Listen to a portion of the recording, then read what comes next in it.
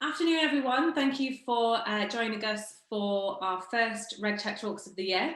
Really appreciate everyone signing up. We've got a great panel this afternoon. We're really excited to go into that. First of all, I'd like to give a little bit of an introduction to RegTech Talks. We've been running RegTech Talks for over 2 years now. I'm Georgia Halston, I'm co-founder. I also am the founder of Halston Marketing, which RegTech Talks is an initiative of. We started putting the initiative together for RegTech Talks because we work in very heavily regulated industries. We also work with very high-tech solutions, and we wanted to bring those worlds together, have them collide, and show that RegTech isn't just, number one, isn't just for the financial world. It's not just fintech. RegTech should be viewed as a solution to any heavily regulated industry. So the reason that I have a lot of passion for RegTech is that the industries that we work in, the industries that are heavily regulated, those that have a huge public lens over them, are the ones that are very, very important. We talk about financial, we talk about law, we talk about food production, any type of manufacturing. They are regulated, and they're heavily regulated because they're super important. They're there to make our society work. And without those industries, our society wouldn't work. And without those regulations in place, we may have a lot of breakdown. Food production is a huge pillar of our modern society, and it's tightly woven into our ecosystem. Loads of other industries rely on the food production industry for their own industry to work. I really feel that if we look to push for innovation within our food production, that industry will inevitably pull all those other ones around it up in terms of implementing new technology, in terms of being a little bit more cutting edge. Everything else that relies on food production will instantly be lifted up in terms of innovation. And that's why we decided to do this whole series. We've got 3 events based around agri-tech, food production, and how technology is creating for efficiencies for regulation, but also efficiencies in things like sustainability, which is such a massive, massive issue across the board for any type of industry. So without further ado, without me going on as I could do for the rest of the session, we've only got an hour. I'm first of all going to introduce you to our first speaker, who's Daniel. We're then going to go on to Tristan, and then we're going to go on to Peter, and then we're going to have a Q&A at the end. So if anyone has any questions throughout the entire event, please put them in the Q&A. Everyone, please use the chat function to say hello to each other. I really appreciate all of you being here this afternoon. So if anyone has any comments, or you want to have your own conversations by the side in that, Tristan's already said hello in the chat. Anyone else wants to mention, please put it all in there. Questions, please put them into the Q&A, and I'll make sure to pose them at the end of the session. So without any further ado, Daniel, I'm going to hand over to you. Daniel's CEO at the Vertical Farm Institute, so we're really, really excited to have him start the show today, and I'll let you get on with that presentation.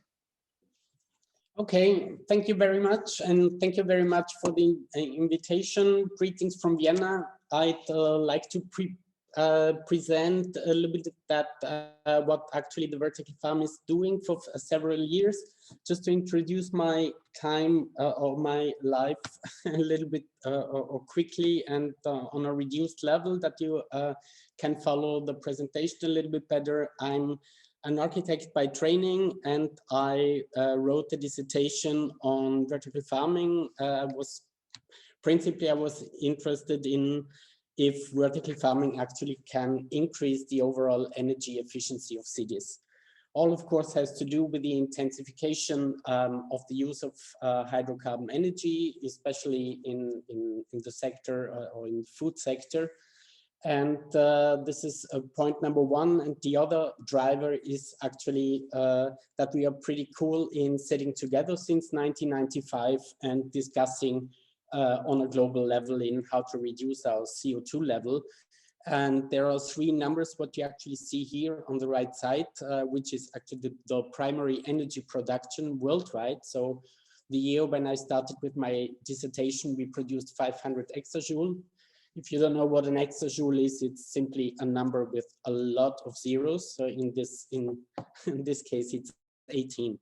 And what we also see is until 2019, this level, I mean, it's still dramatically increasing. So this is one of the key drivers, and simply in terms of motivation, design proposals, research investigations, it's always this idea of being too late to be a pessimist on the backside. Yeah. All, of course, has to do with matter of scale. These are quick diagrams because I'm sure everybody knows about that. One is dealing with the footprint. So actually each and every one of you, if you're not a vegan, you need around 2,300 square meters to produce your own food for the whole year.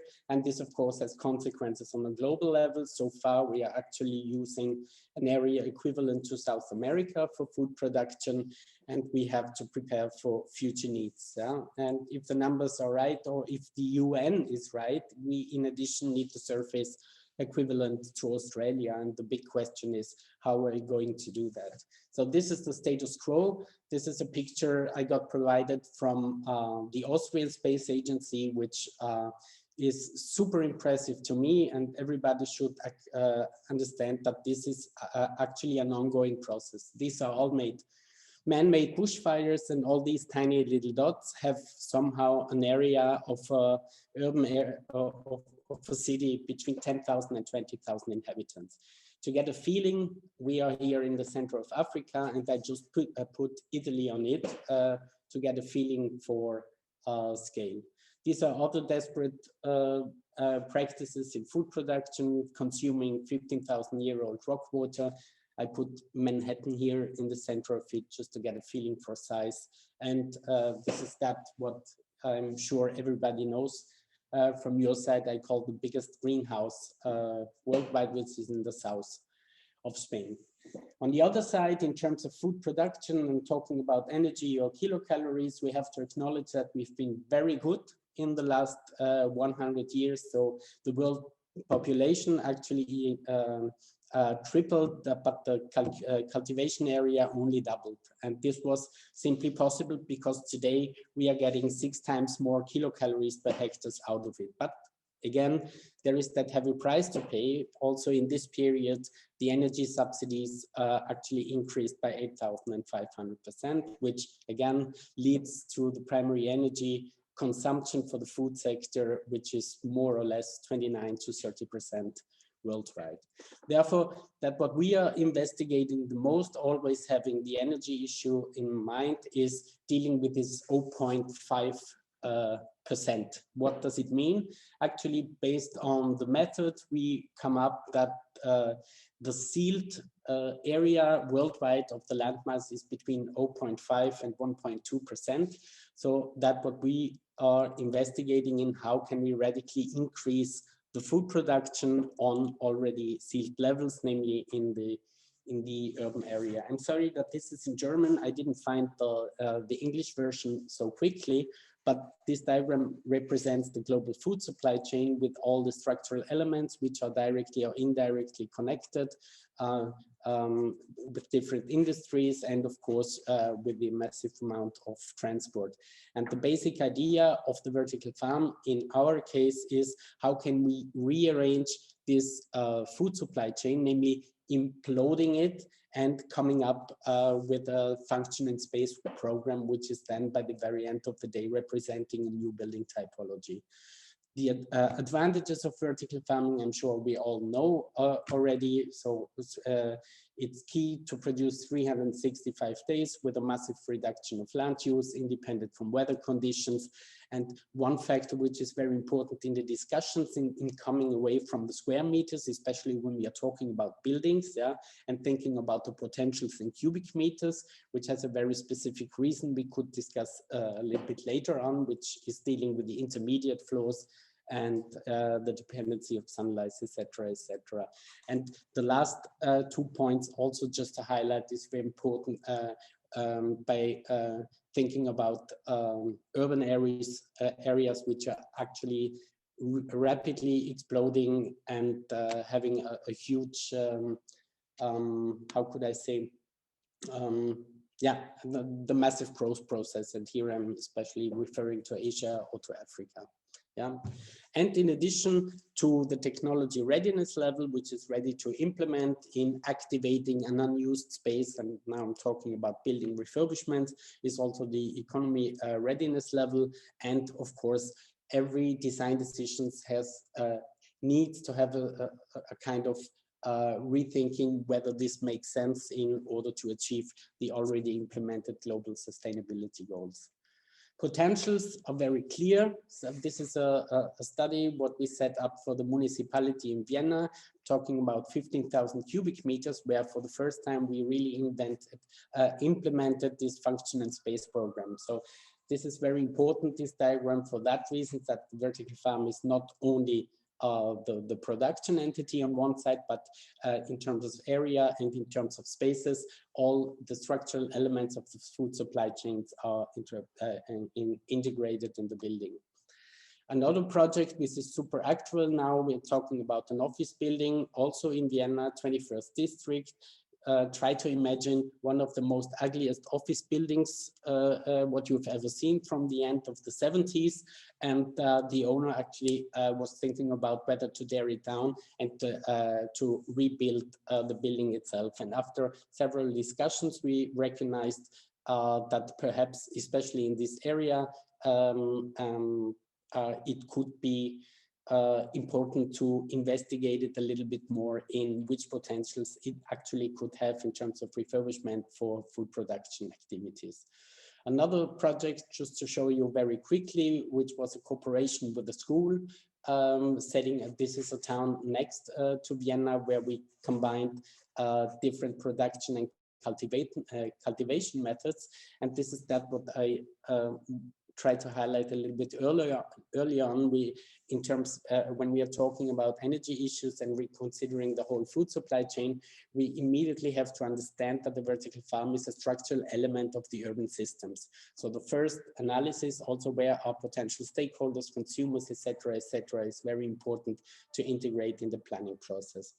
Another project which is very young now, and we are actually just starting, which brings this idea of shared farming together with all the problems what you can imagine in on different levels. But here we are in the pre-studies of analyzing different types of greenhouses, always mentioned to put on a rooftop. The potentials, of course, for the energy production are enormous. This is the only thing what I would like to show here. And I would like to finish with one of my Italian heroes. I'm coming from Italy.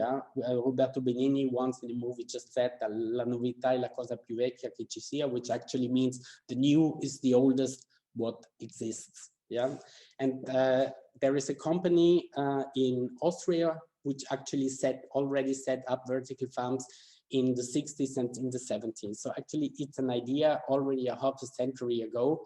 Here you simply see impressions from a fertigation system, a man-made fertigation system of the 70s. And there is a ruin still standing in Vienna, which is possible to visit. That's it from my side. Thank you very much. Thanks, Daniel, that was great. And I think that it's all of the stats that you mentioned were really, really interesting and really, really helpful for us to really gauge the size of the issue and the size of the potential. I love the quote, we need to start talking cubic meters instead of square meters. That was really a good quote. And then also the concept of refurbing existing buildings. And I know Peter, who we have on the call, who we've spoken to a while ago, he has a lot to say about the history of vertical farming and how people think that it's this brand new thing when actually it's been around for a very long time. We're just sort of honing that now. So if anyone does have any questions for Daniel, please put them into the Q&A or into the chat, and we'll answer those by the end. And so now we'll go on to Tristan, and Tristan's going to be talking about, from what we spoke about yesterday, it was kind of, my gauge was turning the outputs of vertical farms more from a luxury into more of a commodity. Is that right, Tristan? Is that fair? Not sure if you're still on mute, Tristan. Yes, I'm off mute. Can you hear me now? Perfect. Yes. Right, I'll let you go ahead and introduce yourself, Fisher Farms, and what you're going to be talking about today. Thanks. Okay, and can you see my slides as well? Because I can't see. Yeah, that's perfect. Excellent. Okay, well, first of all, many thanks for everybody for listening in on this talk this afternoon. My name is Tristan Fisher. I am the founder of Fisher Farms. It's a company which I set up in 2016. We started our life in a shipping container, and then we built a bespoke facility which has 3,000 square meters of internal growing space, and it has about 1,040 odd individual trays within the actual system itself. And one of the fundamental questions which I had about vertical farming, which is why I got into vertical farming, which is how actually can we feed the world using this technology? And at the moment, if I look at what I'm doing, I am selling short leafy green crops. So I'm basically selling watercress, rocket. I'm very happy doing basil and coriander and dill and so forth like that. And these are all fantastic products, and they sell well, they taste great, and they have all of the sort of the benefits, which Daniel was starting to talk about as well, and so forth. But the question is, how do you actually scale that up into something which is more useful? So if you actually look at a sort of Fisher Farm on the concept of let's stop this. If you look at a particular farm as a square 1 acre block, the amount of food which we can grow in that 1 acre block is the equivalent of all the area in that purple space that I just showed there. And so the scale of the farming is absolutely enormous. And if you were to take that purple area there, which I just showed you a few seconds ago, and turn all of that farmland around into actual growing area, so now it's being represented in red, he said that was a building. It would represent the same amount of space, which is now in that purple area. In terms of farmland. So essentially, if you imagine all that purple area, which is farmland, and you had the red area in the center as a building, that's the equivalent of how much farmland we can actually displace by putting things into a vertical farm type structure, which is basically the size of Milton Keynes. Now, if you were to take an area which is 3 and a bit times bigger than Milton Keynes, and that is slightly smaller than London, so 2/3 the size of London. So you take a building, imagine you had a building which is that size of London. That size building can actually provide all of the food that is necessary, all the fruit and all the vegetables that people actually would need on an annualized basis. So vertical farming has an incredible potential to actually feed the planet. So the question then really is, how do you get from salads, which is up here, what we're growing here down at the bottom, down to rice, which is where we really need to be getting? And it really is a question of cost of production and volume. So as you move along, your volume increases in terms of the available markets. And you can gradually move from salads, which are high value, low volume products, all the way down to low value, high volume products. But low value is in terms of cost. But the reality is that from a humanities perspective, growing rice is significantly more important than growing salads. But that's where we need to be ending up.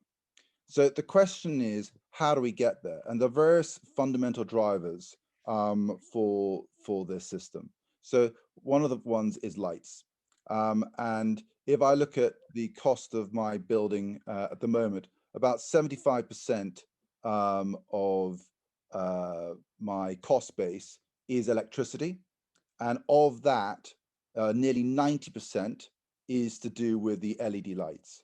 So anything which you can do to make the LED lights more efficient has a dramatic impact on your operating costs of a vertical farm.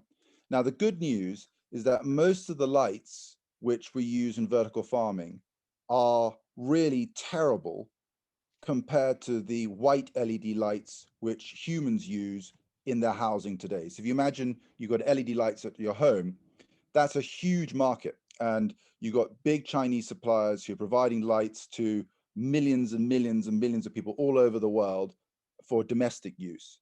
But they haven't shifted that production into the types of lights which we need for vertical farming, because vertical farming still remains a very, very small market. But the efficiency of an LED light, white light for human consumption is significantly greater today than the efficiency for vertical farm LED lights. And so we can already see how the efficiency of lights can be improved. The second part about light and the energy is the actual cost of electricity. So at the moment in the UK, we spend about 11 pence per kilowatt hour when we import electricity from the grid. But if you look at some of the very large solar farms which exist today around the world in some of the sunnier parts of the world, they are today producing electricity at between 1 and 1.5 pence per kilowatt hour. So we are at 11 from the grid, and you can buy that same electricity today for 1 to 1.5 pence per kilowatt hour. Now, those are in the prime locations, but over time, as technology improves and efficiencies of solar panels improves and stuff like that, we're going to start to see those kind of price points appear in more and more places. And clearly in the very, very sunniest parts of the world, the price that you're going to get for electricity goes down even further. So if you imagine that 75% cost base, which I talked about earlier, there are ways of reducing that by a factor of 100 by improving the efficiency of the lights and actually by improving the cost of the electricity for those lights as well. So that's a major, major driver. The second major driver is automation. So if we, in our vertical farm, which I showed you earlier, we have a fully automated system. And our automated system, we have robots which go along, they go into the shelves, pick up all of our trays, take them down to ground level, harvest all that process automatically, and put the trays back into the vertical farm shelf space. Now, in our next farm, so our first farm is 3,000 square meters of growing area. This is our second farm, which we'll be building this year. And this has not 3,000 square meters, but 23,000 square meters of growing space. And what's interesting is that in our first farm, we need 3 people. And in our second farm, we need 7 people. So just to go that again, 3 people for 3,000 square meters, 7 people for 23,000 square meters. And the other big chunk of our costs as a business are labor. So I talked about 75% being electricity and 25% being everything else. In that everything else category, about 15 to 20% is actually labor costs. So by having systems which are highly, highly automated, you can actually improve that again. And so this building, which we have here, will have a sister building next to it, which will be using which will using a common set of parts and components. So essentially, we will have 46,000 square meters of growing space for about 10 people, rather than 23,000 square meters of growing space for 7 people. So you can see how the efficiency of labor improves, and you can see how the efficiency of energy improves. And with that, you can really start to drive down your operating costs for production. The other area which is really important is how to improve the yields that you get out of these systems. And a lot of that is also what the type of seeds that you use. So for example, when we first started growing rocket, we were getting about 1 to 1.1 kilos per square meter for a harvest of something like rocket. But we now have seed varieties, which gives us about 4.2 kilos per meter squared of growing. So your factor of 4 improvement in terms of yield for everything else being the same. So really the question is, what can we do as an industry to start to reduce those costs? And a lot of it is about how do we reduce the capital costs. But the biggest driver by far is actually how do we reduce the operating costs and how do we increase the yields? And if we can do that, we can start to grow really interesting things like rice. But that's a journey, and that's not a journey where we're going to instantly get there. This is something which is going to take 10 to 20 years for us to be in a situation where we can feasibly grow something like rice in absolutely massive vertical farms. And you can imagine those vertical farms not in city locations, but actually, you know, in places like North Africa and the Middle East, where you have access to huge amounts of empty land where you can put solar farms on massive solar farms, providing electricity on a massive scale to huge buildings growing products like rice. And what, you know, as Daniel mentioned earlier as well, this is an industry which doesn't actually require a huge amount of water compared to conventional farming. And so for us to be in locations, you know, you showed images of, I think, Saudi Arabia with the little circular farms out there. That's taking water from aquifers, deep underground. A very, very inefficient, huge amount of water loss, which is taking place from those farms at the moment. But if you were to take that same water and actually put it into a vertical farm, most of the water gets recycled and goes round and round and round. And the only essential loss of water that you're getting is in the actual plant structure itself. So in the stems, in the leaves, in the seeds, in the fruits and so forth like that, which are coming out of it. But everything else goes round and round in circles and is recaptured. So vertical farming is the future of farming, and actually is probably the future of humanity itself, because if we can crack solving the food problem, there's a lot of other problems which become significantly less difficult for us to deal with. That's it for me. Wow, I think that I could speak for all of us today. I think that we could listen to you all afternoon on listening to those types of stats. I think what really impresses and what really comes through is actually your personal passion for this whole sector, Tristan. And I think that it's so refreshing to hear that you started out this journey with that question around how can we feed the world. There's a lot of people who would start this type of company and think, how can this benefit me? How can I, build a great business here? But you had such a broader, more philanthropic mindset about it. And then I feel like that is really what's actually driving you and making for the success. Congratulations on the 23,000 square meter new build. That's super exciting. I wish you all the best of luck for that. And I think that you may have mentioned it. It was super interesting to learn about the economies of scale in terms of labour that you're able to achieve with a much bigger facility, and just wondered if if the yields themselves, is there a linear progression in terms of yields on the per square meter, or is there an economy of scale on that as well? Oh, you're on mute, Tristan. Sorry. So the answer to that is that yield improvements are linked to how do you optimize the environment. And this is where it gets very interesting as well, because we have our own R&D capability, and we are constantly testing what we can do. So we're looking at what type of nutrient mix, what type of air, what air temperature, what humidity, what amount of CO2, what type of pre-stop are we putting on the systems, what type of seed type, what type of seed density should we be putting into those systems. And what happens with that is that we realize incrementally that there's a slightly better way of getting a better yield. Right. And we can then take that knowledge and immediately put it into the main growing rooms. Right.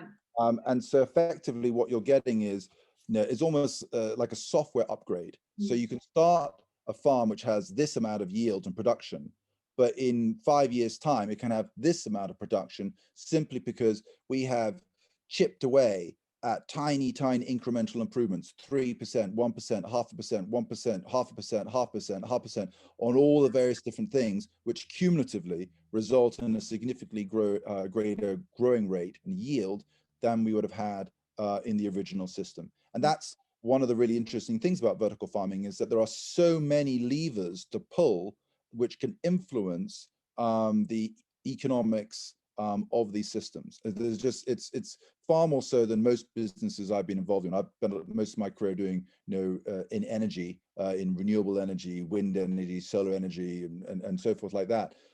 So I can see how you can tweak those, but this has, so many options to actually make things better.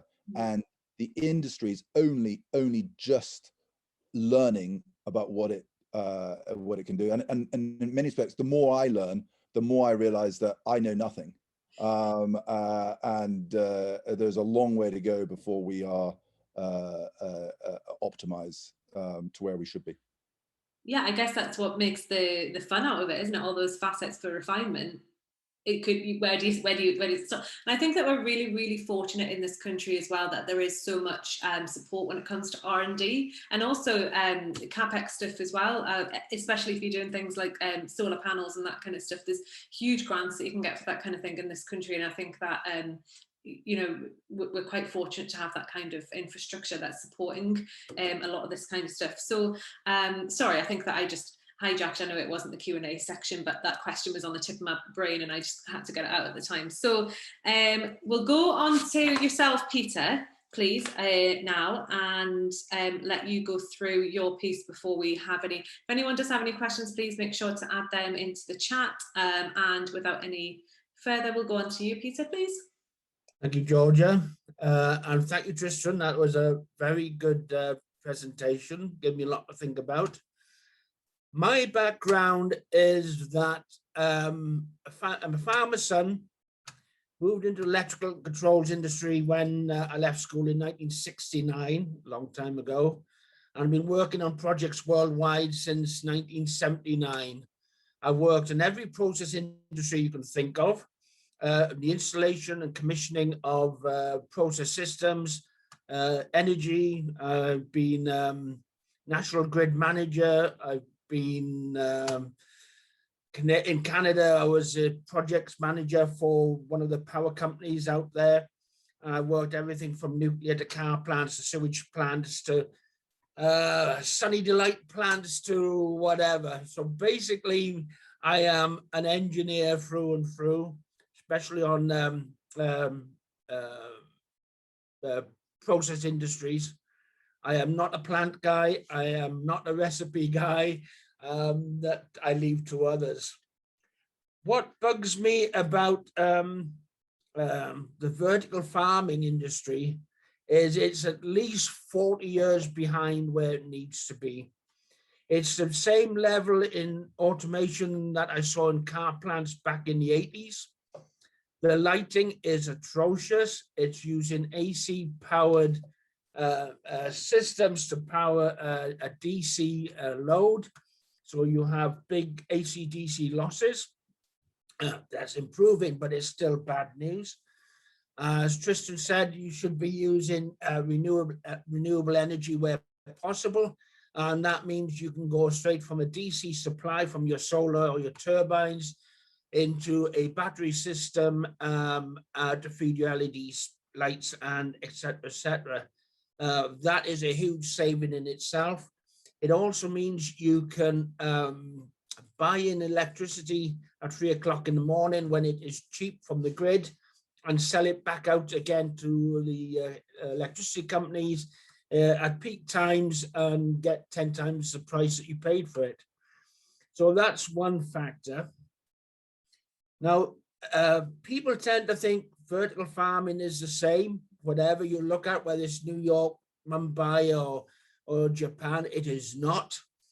Every plant is different. Every project is different. If you built 2 vertical farms in the same town, they would be different. So the idea that you can build a system and then cut and paste it worldwide is farcical. You take no consideration of resource cost, resource availability, reliability, technical ability, politics, whether you're there to create jobs in places like Africa, you're there to create jobs, not to automate and then reduce jobs. That's the last thing they actually want. In somewhere like New York, yes, you want to replace your New Yorkers with automation because it pays for itself. The three main things that separate vertical farming from glasshouse are visibility, accessibility, and maintainability. Visibility is basically, as it says, you know, what can you see? If you put a lettuce in a grower's hands, they can see the color of it, they have a good feel for what it should look like, and what if it doesn't look like, whether it's vitamin deficiencies or heat stroke or whatever, they can have a good idea. Once you start into vertical farming, it's 12, 20 foot up in the air, you can't see it. Even a human, if it was up close, it wouldn't see any bugs under a leaf. You can't see any mold, you can't see any leaks. It's a nightmare. And what you can't see quickly gets out of control, and next minute you've got a mold epidemic or bug plague or whatever, and it's too late. You know, you've got problems. So you need to start looking at, how do I actually see up there? Not just see the plant, but see the equipment, so that you can actually gauge what is going on. I've heard of people talk of mini drones, which made me laugh, but it's technically feasible to have a little mini drone. They're small enough these days to fly up and down. But if they fail, you know, you end up with a little mini drone landing on top of a lettuce somewhere you can't get at. There are other alternate systems which can be built into AI. That's another bone of contention, because most people, when they talk of AI in vertical farming, what they mean is environmental control, which is not true AI. I'm actually dealing with a company in the USA to produce a proper AI system. So a simple way of viewing what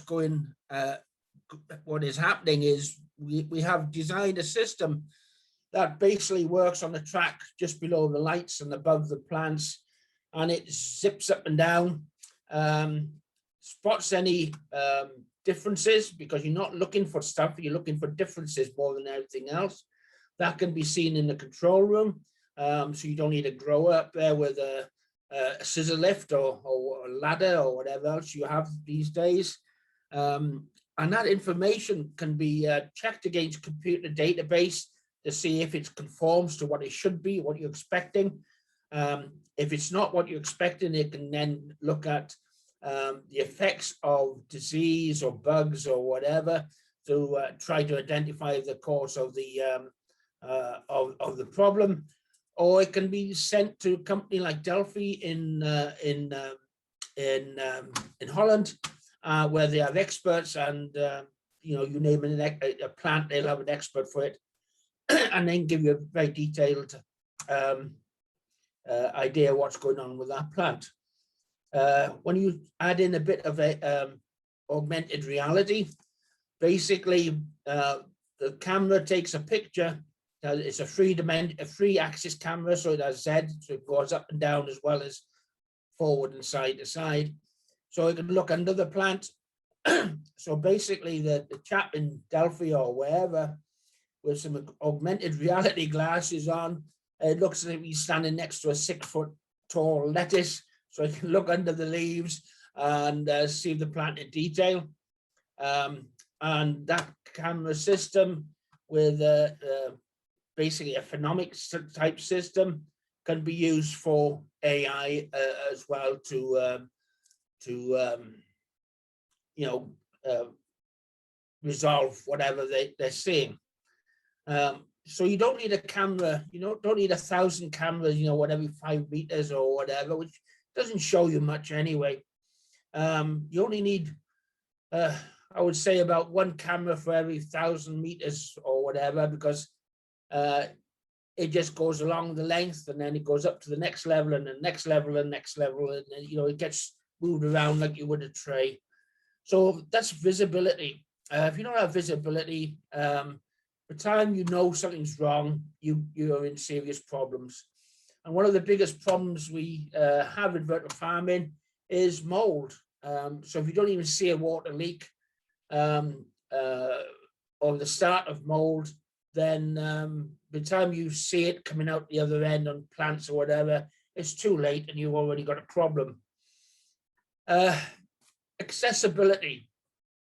Now, which means basically, how do you get up there to the plants to inspect them, work on them, process them, whatever.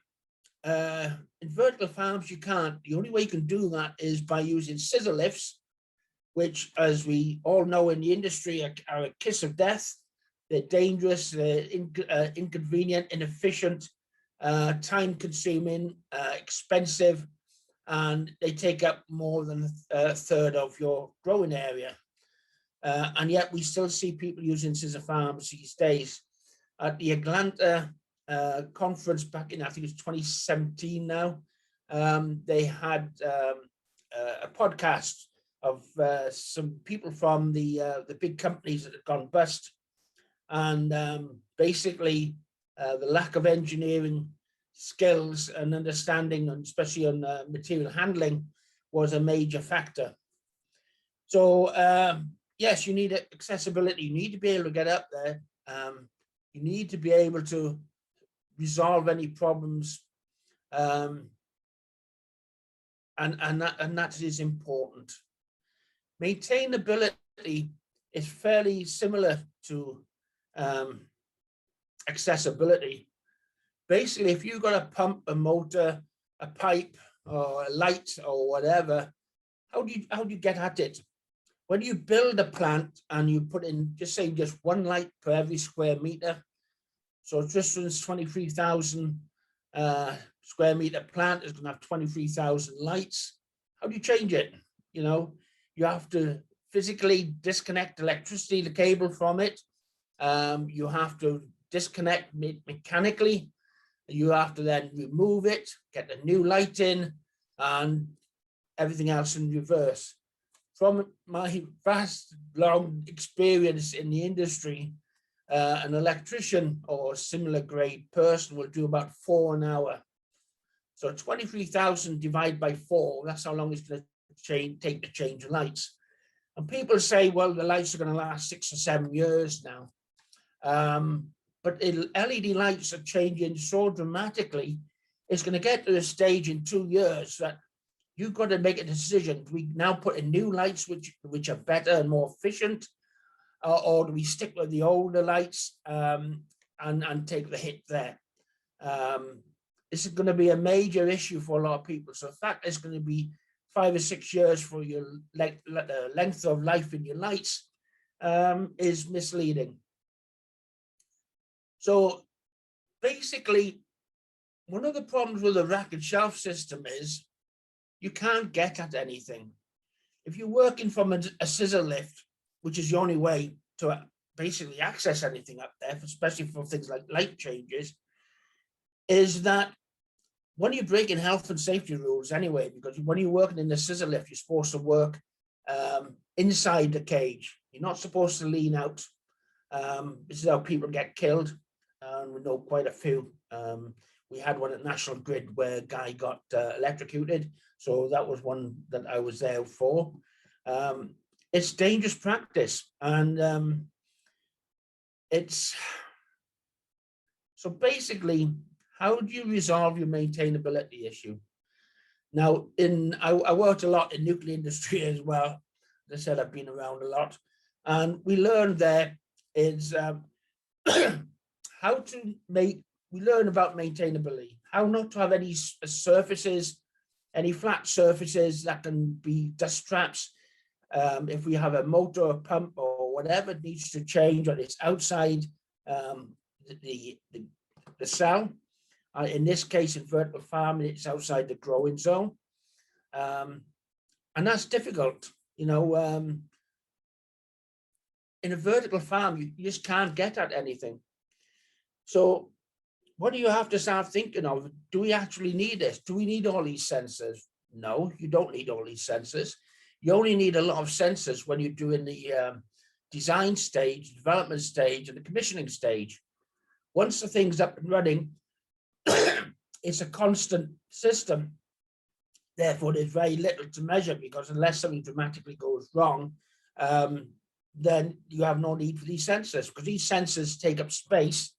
They need cables to them, they need access to them, and they need to be maintained. Not only that, then you have all the extra costs of all this data has to be captured, analyzed. So now you have a big IT department, either in-house or out-house, and this costs money. And not only that, then that cost means you've got a high in CapEx cost, which then puts off investment in the first place.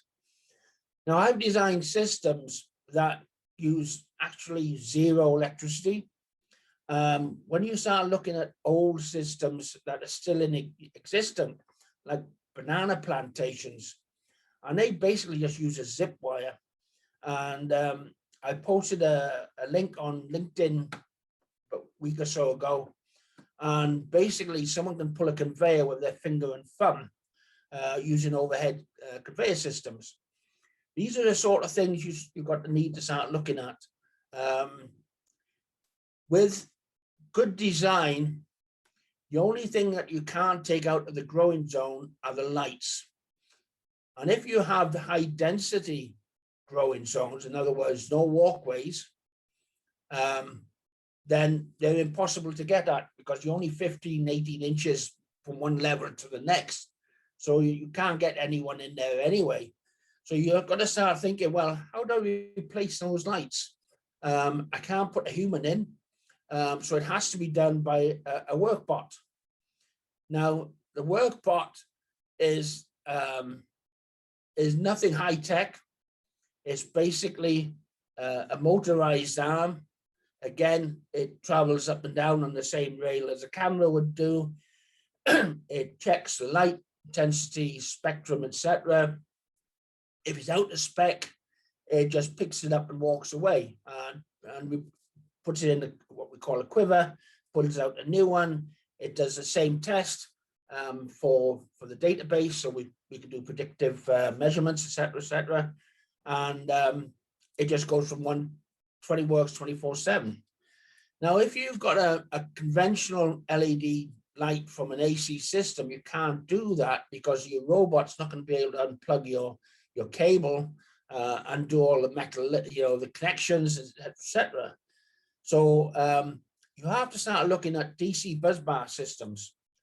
And basically, with a DC busbar system, is huge savings in so many different ways, in CapEx, installation, O&M costs. And basically a busbar system just means you have a light, it rests on the positive rail and it rests on the negative rail, and it lights up.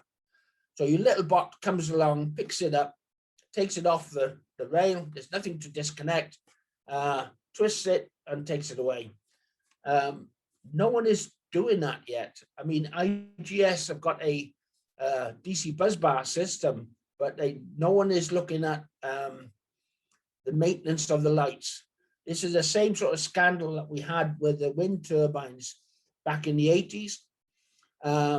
Basically, once they were up, they were no longer economically viable to replace. So we have wind turbines, graveyards in places like California, and the O&M costs were just huge. How do you change a motor or gear, when it's 100 foot up in the air? And it's the same with vertical farm. If you can't get at it, how could you change it? With the rack and shelf system, it is a disaster. It is the world's worst design for vertical farming. plants rest on trays. You don't need a shelf for the tray to rest on. The tray is a mobile unit. So with a rack and shelf system, you can't access anything because you've got the damn shelves in the way. If you've got a movable tray, which is basically a first in, first out system, the seedlings come in at one end, they all get shunted up, and the completely lettuce comes out the other end. So it moves. So there's nothing, so there's no need for it to rest on anything. Now, if it's a movable system, you know, a tray with wheels on it, basically, it means you can take all the trays out, and now because there's no shelves, you can walk the entire length of the rack. You have clear access from the floor all the way to the ceiling. So if you have to do maintenance, especially things like a deep clean, that's another long story again, then it makes it ever so simple. It means you can change the heights if needed. It's a very versatile. But a rack and shelf, I did that design back in the mid 80s, and even went to Vaclinger to study tomatoes. And basically, we didn't have LEDs in those days, and we had high cost of energy. The oil embargo was not long finished, so electricity prices were still high. So it wasn't viable then, but it is now. But people have to start looking at the basic design of their systems. You know, it's not about more and more automation. It's simpler and simpler automation that is cheaper and more efficient. High tech. I mean, my background is electrical controls, and when I was a boy, I used to make things do, you know, whistle Dixie, peel a banana, and all at the same time. But then the only thing I was proving was how clever I was, and it wasn't good for the system. A good controls engineer will tell you, you keep it simple. A KISS principle works every time. Keep it simple, stupid. You know, you have to make it simple. You also have to look at, as I said, how you operate and maintain these things. How do you do a clean? You know, we see some of the systems, and we were discussing this the other day because my friend of mine has bought quite a few of these things. They are a nightmare to clean. So if you have mold or anything like that, then you're struggling. I think I've talked long enough, and we'll see it running out of time anyway. I was going to cut you off, but it was so interesting. It just seemed to flow as well. But we are going to have to cut you off there. But I think that the main takeaway is we need to go back to basics. We need to look at what has worked in the past. We can't have technology for technology's sake. It needs to be there for a reason. It needs to add something. It can't be. And I think a lot of people who are potentially developing things with a lot of automation, people are talking about things like predictive maintenance and stuff like that. But what you're saying is actually, okay, so you can have all these sensors and you can talk about creating predictive maintenance schedules, but actually there's too many sensors in the room for the maintenance man to actually get in, because no one actually thought about that because the technology person was thinking about the tech.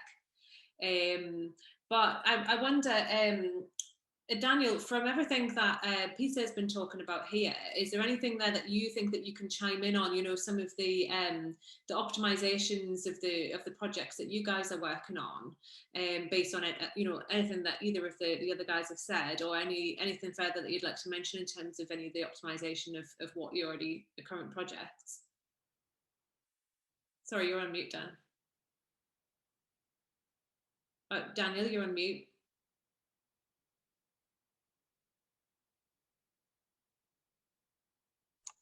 Always the same issue. Yeah, first of all, thank you very much, Tristan and Peter, for your presentations.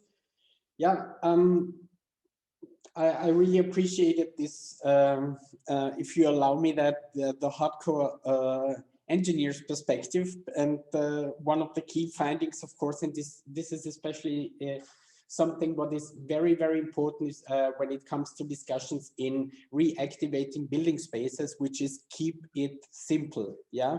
So actually in having two different opportunities on one side with all the pressure of CapEx and OpEx in the center of the setting up a business. Yeah, you're following a completely different economic logic, then on the other side, activating building voids in the center of the city, also with this shared thinking. Yeah? One of the most successful, just to open the discussion a little bit, one of the most successful companies here in Vienna, which is Hut und Stiel, yeah, actually producing myriads of mushrooms, so edible mushrooms, guys, yeah, just to be understood, and also on a stacked manner, yeah. And this, of course, is very labor intense on one side, and they are currently working on a minimized automation system in actually increasing the efficiency and reducing the OPEX cost, yeah. And this is kind of something what actually is fascinating me, because and we heard that in the formal presentations too, also from Peter's side, yeah, it's not just that each and every vertical farm looks different from continent to continent, but if you're following this idea in how could we, I just have to share one number just to get it right. In Austria, and which is a super tiny country in Europe, we have 400 square kilometers of unused space. And this is the municipality of Vienna is 414 square kilometers, yeah. And following this idea, and how could we activate actually spaces for food production, every space is completely different, is asking for a different logic, and it's not, of course, it's following for step number one, so the logic of economy, but also the logics of plant physiology, and the logic in food distribution, in the meaning of where are we producing what throughout the whole year, the logics of technology, and to conclude, by the end, it's also the question of and here it comes architecture, the question of aesthetics. Yeah, we heard about some very important bullet points: accessibility, visibility. These are also discussions what we could set up in an urban context or in an architectural context. Okay, great. And I wondered as well, you know, you mentioned a lot about the energy side of things, Peter and Tristan, you mentioned about that as well. And you're talking about selling, using on-site energy storage, selling, taking energy from the grid and then selling that back during triad periods and stuff like that. And I wondered, Tristan, when we were talking about automation for what you guys do, if that ran right through to every sense of what you do, so smart energy procurement, for example, that can be automated, and if you have any experience in that, or if you have any plans for that kind of thing. So our first farm has a 3.2 megawatt solar farm attached to it, and that basically in the winter months, you get about 320 kilowatts out of that. So you're generally about a 10%. And that is enough for our needs pretty much all year round during the daylight hours. During the non-daylight hours, we have to import electricity from the grid. Mm-hmm. For our farm 2, the larger one, which we're building this year, the 23,000 square meter one, that yet again, we're building our own solar farm for that. And the issue which we have is that we can't get enough power just from the solar farm. We have to import power from the grid. We'd love to have batteries on the system, so we'd be able to take some of our peak 10 o'clock, 11 o'clock, 12 o'clock to sort of say 2 o'clock in the afternoon electricity and load shift that into other parts of the day. But those batteries are still very expensive. Mm-hmm. So we're struggling with that. We're looking at used cooking oil as a way of providing power as a base load power for our systems. So power is a major, as we mentioned earlier, it's the biggest cost we have. So everything we can do to reduce that cost is absolutely critical for us. So we're not really in the luxury situation of having excess power. We have a shortage of power, and we're always trying to suck more power in rather than actually giving power away to other people. Okay. Okay, great. And sorry, Daniel, did you want to? Question to you, Tristan. Can you tell me a little bit more about the power mix, what you have in the UK? So in terms of renewable, non-renewable? So the UK grid can range all the way up to 50% on certain days, and we've had all the way up to sort of 70-80% on really sunny, windy days in the UK. It very much depends what part of the UK you're in.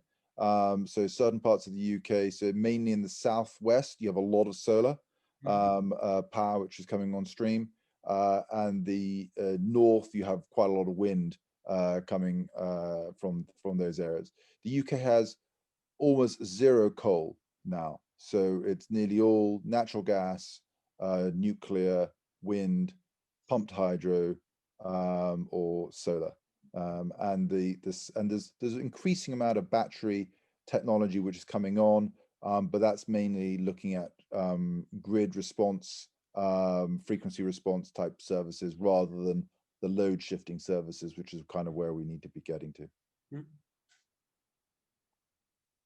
I think that I read something about some communities in the north of Scotland, or maybe it's in some of the islands off the north of Scotland, that the energy that they produce is 10 times or 20 times or more what they're actually able to use in those communities. So obviously that gets fed into the national grid.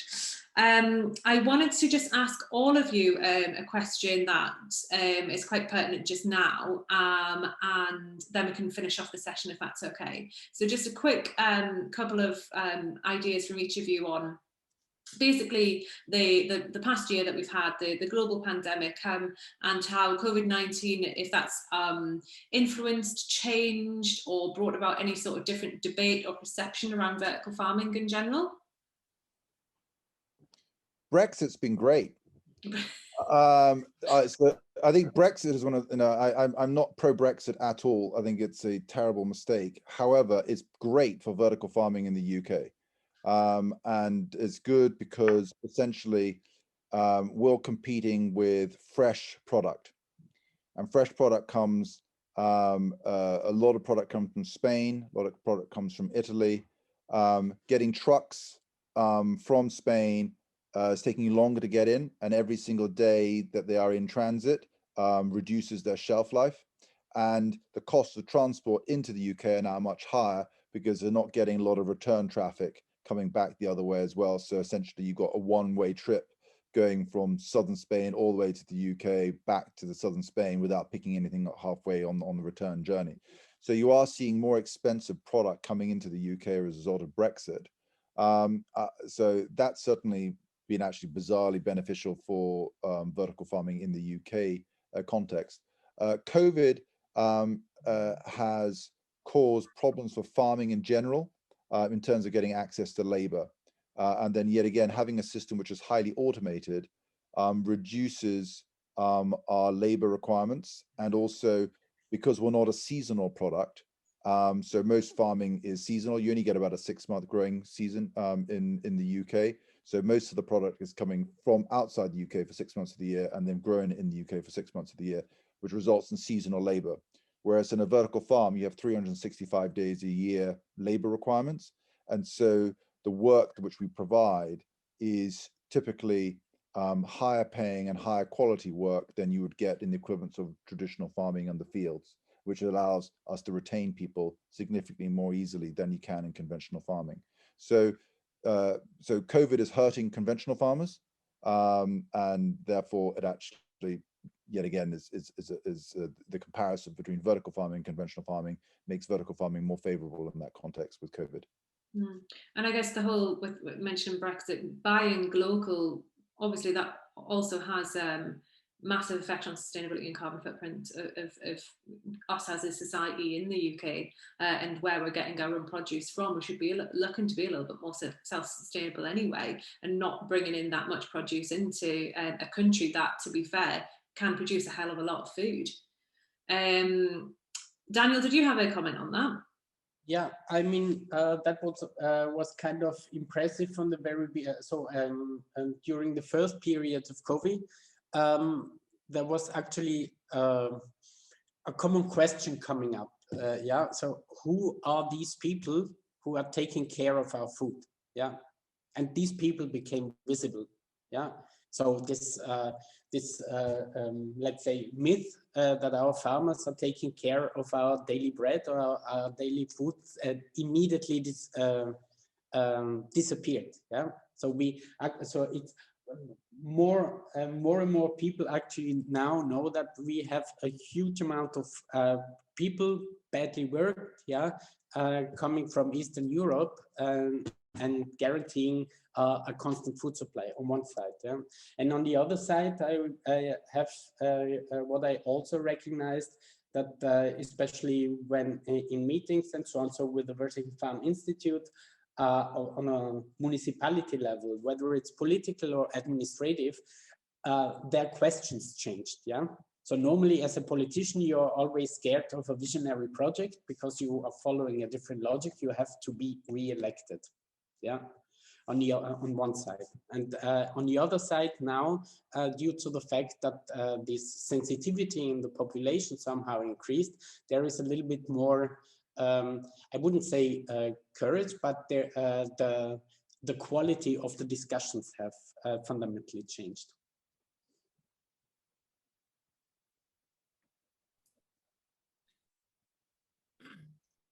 The other big, huge thing with COVID has shown up as well is that a lot of outbreaks have been in food processing plants.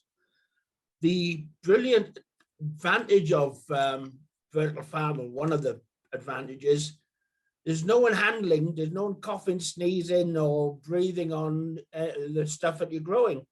Therefore, it's as pure and clean as you can get it in a good designed plant, from seedling coming into the site to the final product going on the back of the van. It never gets anywhere near a human being. You know, so it's safe. You know, you're more likely to get food poisoning from a lettuce than you are from a chicken. At least that's what the statistics show.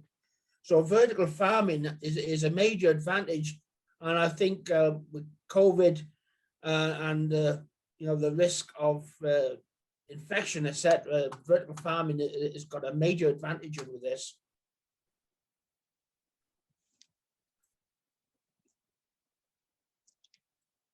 Georgia, you're on mute. Damn, I thought I was going to get away with being a professional one there, but yeah, so I think that, yeah, sorry about that. I think that in terms of COVID, it's kind of been the first real showing of like of an environmental breakdown. So COVID is now being perceived as an ecological issue because we were encroaching on environments that we shouldn't be encroaching upon. And this has been kind of a result of an ecological failure. So that, I feel, is potentially, again, putting more on us on things like vertical farming over the conventional farming. We also have one more question in the Q&A from Julia, who has asked us to comment on how vertical farming compares to regenerative farming and how it compares in terms of sustainability. Does anyone have any comments yet, Tristan? Yeah, I mean, I think they're two very different things. And I think that vertical farming has the ability to grow food in places where you don't need good quality soil whatsoever. Regenerative farming, you need to have fundamentally a good farming base. You need to start with good quality soil, and you're basically trying to maintain it and keep it good and keep it healthy. What the problem we're having nowadays is that as cities get bigger, cities were generally founded on rivers or near rivers where they had good agriculture. And as the cities get bigger, they're basically tarmacking and putting buildings up on the best farming real estate on the planet.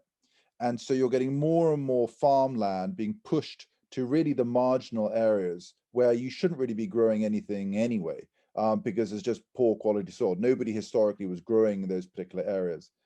And so vertical farming has the ability to take farming to an even greater extreme by building buildings and growing in areas where there literally is nothing growing there useful at all. So you can take really arid, parts of Spain, really arid parts of North Africa, and you can grow food on the areas which are essentially make no sense to grow any other conventional crop whatsoever, and do that on massive scale. And theoretically and ideally, if you could get a point where vertical farming becomes really, really mainstream in producing calorific value crops like rice, then you could get to a situation where the marginal soils, the marginal land which we are now currently growing on, could be rewilded, because they don't need to be farmland. They were bad farms in the first place, and we're only growing things on there because all the best farmland has got a building on it. So you could then take some of that marginal land back, rewild it, and that helps the overall ecosystem. A lot of these rewilding, a lot of these locations are on the sides of hills or on the sides of mountains, and so rewilding them not only helps the wilderness, but also helps, with water flow, flooding, and all those kinds of things as well. So I think they're two very different things. Regenerative farming has a fantastic place in society and should be thoroughly encouraged, but it's still very much on a smaller scale than what vertical farming should get to. Vertical farming has the potential to be absolutely enormous baseload food production units. I did a little report for the Welsh government that south-facing slopes between Ebbw Vale and Aberdare is perfect for vertical farming. It's rocky, it's no use for anything, but it's south-facing slopes, lots of water, clean water straight off the mountain, perfect for solar and wind. And there's thousands of acres that could be turned into vertical farms. It makes so much sense because, as you say, all the flat land, especially in Wales, they put houses and towns on. So there's very little actually good farming land in Wales, but but there's lots of hills that have no use to man, no beast, or even sheep. I mean, if you just taking that one a step further, Peter, if you look at historically, if you look at Greek city-states, all the Greek city-states were built on the sides of hills. Yeah. And the farmland in the valleys was untouched. They didn't build on the valleys. They only built on the hilltops. Mm-hmm. And so they kept the best land for growing, and they kept the worst land for growing, for putting people and houses on. And that's why all these places are on the top of hills and stuff like that. And that's what we should be doing, but we're not. We should be building on the sides of mountains and sides of hills where we have poor quality soil. But if you go to a real estate developer and they say, I can either farm a product and I can make £200, £300 an acre of revenue per annum, or I can take that land and turn it into a housing unit and making thousands of pounds per acre per annum, is a no contest. And so developers will always win in that battle against farmers, because the returns that you make from development are so much greater than the returns you get from farming, which is why those areas really need to be protected by law. The legislative system has to come and say, no, you can't grow on these areas, you can't build on these areas. These areas need to be reserved for either farming or wilderness.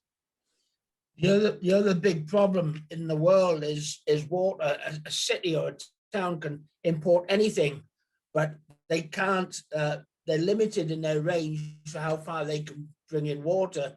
Sao Paulo in Latin America is a classic example, as was Johannesburg, and there's been so many in the papers. So all these big cities. And basically, vertical farming in towns and cities, when they start running out of water, as it has done, it's not hypothetical. What's going to happen then? All this urban ag stuff, they're either water to drink or water for plants, and I can see who's going to win that argument. So that's one of the reasons why I don't favor urban ag so much. Somewhere like the Welsh Hills is perfect. There's nothing, there's so many other places where you could be building vertical farms, which makes far more economical and logistical sense than building in towns. Okay, great. I think so we've gone a little bit over, and I think that we'll just have to leave it at that today. But I really think that between us, we could probably sit and talk the legs off a donkey between the four of us at least. So I really appreciate everyone who's come in to view the session today. And if you do have any more questions, please get in touch with us, RegTech Talks. I also have, we have another 2 sessions coming up. So I think a colleague of mine is going to put those links into the chat here. As I mentioned before, this whole thing's been recorded. We're going to do a write-up on our blog, and it will be emailed out to everyone who signed up to the session today once that's been edited. And the last thing to say is thank you so much, Peter, Daniel, Tristan. It's been really, really interesting. It's just such a fascinating narrative between each of your talks as well. And I think there's just so much more to go at. There's so much more potential for everything to do with vertical farming. And as Tristan says, hopefully we will actually be able to start feeding the world through vertical systems, and we're going to start talking about cubic meters, not square meters. So both of those links are now in the Q&A. Let me just post them into the actual chat function so that everyone has them. So we've got, first of all, is our